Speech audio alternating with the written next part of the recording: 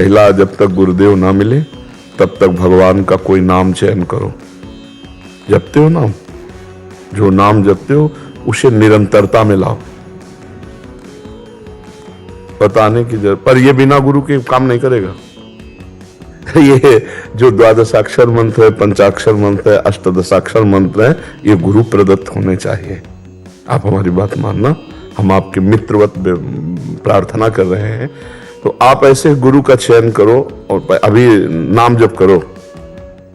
जैसे वासुदेव का ही मंत्र है तो कृष्ण कृष्ण कृष्ण या राधा कृष्ण, जो आपको प्रिय लगे नाम जप करो, अभी मंत्र नहीं। जब गुरुदेव मिले तब मंत्र जप करो तो सही अनुभूति होने शुरू हो जाएगी। हमें तो सबसे यही कहना है कि बिना गुरु कृपा के भव बंधन से मुक्त होना असंभव, असंभव। ये मतलब अपने जीवन की बात कह रहा हूं, जहां ऐसे पहाड़ आए हैं कि जिनको मैं हटा नहीं सकता, और जब गुरु चरणों में बैठ के रोया गया तो फू ऐसे उड़ गए। गुरु प्रसाद से, हाँ, मोक्ष मूलम गुरु कृपा, मोक्ष मूलम गुरु कृपा। तो सब प्रश्नों का उत्तर पहला एक है कि गुरुदेव का वरण करो। जब तक गुरुदेव नहीं मिलते निरंतर नाम जप करो और शास्त्रों का स्वाध्याय करो। गीता है, भागवत है, योग वासिष्ठ है, पढ़ो उनको, शास्त्रों को पढ़ो तो उससे बुद्धि का मार्जन होगा। पवित्र बुद्धि गुरुदेव के वचनों को ग्रहण करने में समर्थ होती है। ठीक है महाराज जी, आपने बोला कि गुरु प्रदत्त, जैसे इन्होंने जो मंत्र बोला, तो वो उसमें क्या फर्क है? जैसे इन्होंने पढ़ लिया उससे जप रहे हैं और गुरु प्रदत्त जपने, अनुभूति नहीं होगा, प्रकाश नहीं होगा, उसका प्रकाश नहीं होगा, उसका प्रकाश नहीं होगा। जो मंत्र का प्रकाश हो नहीं हो सकता। हाँ, इसीलिए भगवान भी संदीपनी जी को गुरु माना ना। राम जी के भी कुल गुरु वशिष्ठ जी थे और शिक्षा दीक्षा के गुरु विश्वामित्र जी बने ना। जाके श्वास वेद श्रुतिचारी, उनको गुरु बनाने की जरूरत है? भगवान को गुरु बनाने की जरूरत है? बनाया ना, हर विषय का गुरु बनाया।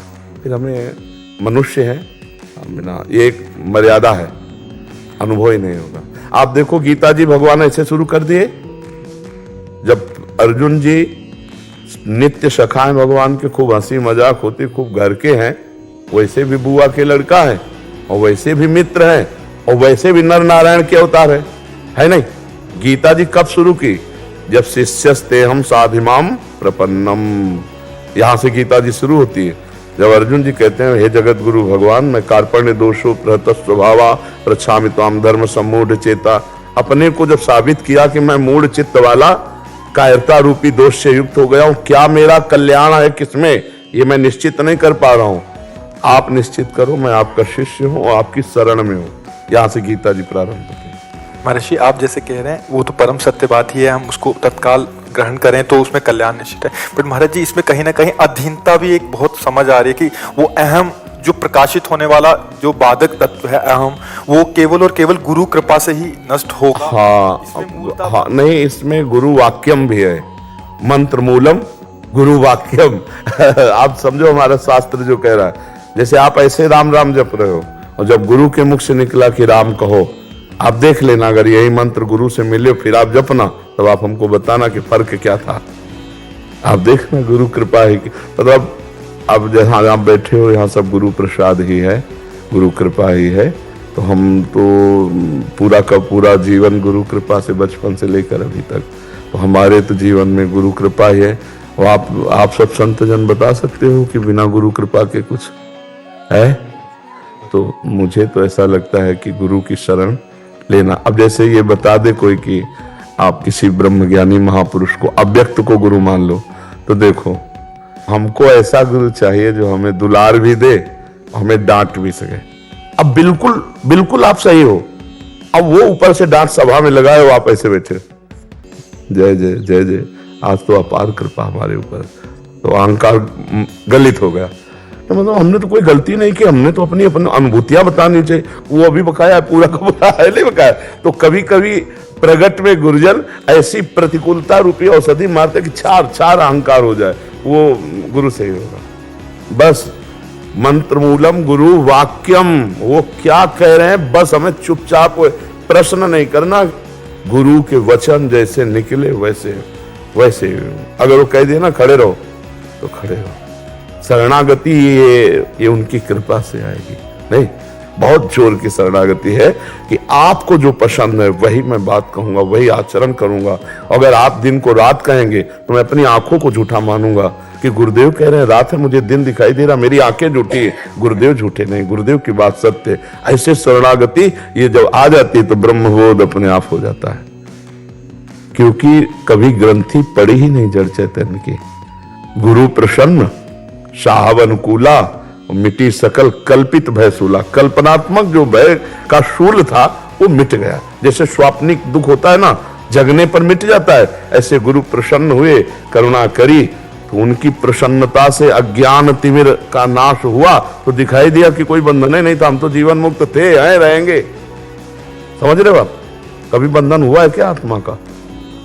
है तो भी किसका मोक्ष? भव बंधन और भव मुक्ति दोनों अज्ञान है। क्यों प्रभु? एक बार उड़िया बाबा से पूछा पूज्य स्वामी अखंडानंद जी ने कि जीवन मुक्त अवस्था प्रभु, तो उनका अविद्या,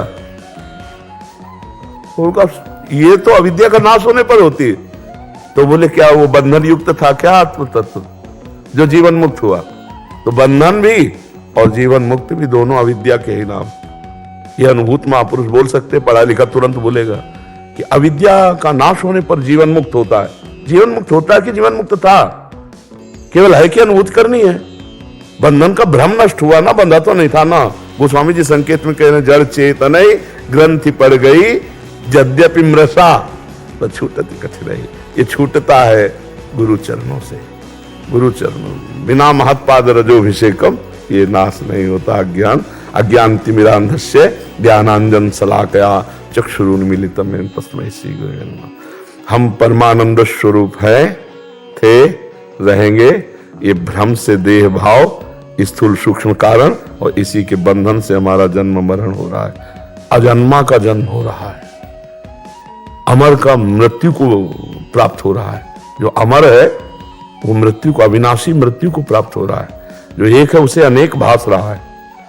जो अद्वितीय ब्रह्म सुख है वो भोगों की तरफ लालायित हो रहा है।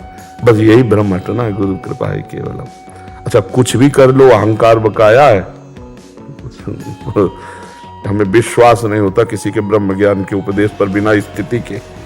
है स्थिति अगर देखनी तो थर्मामीटर अपनी जेब में रखो।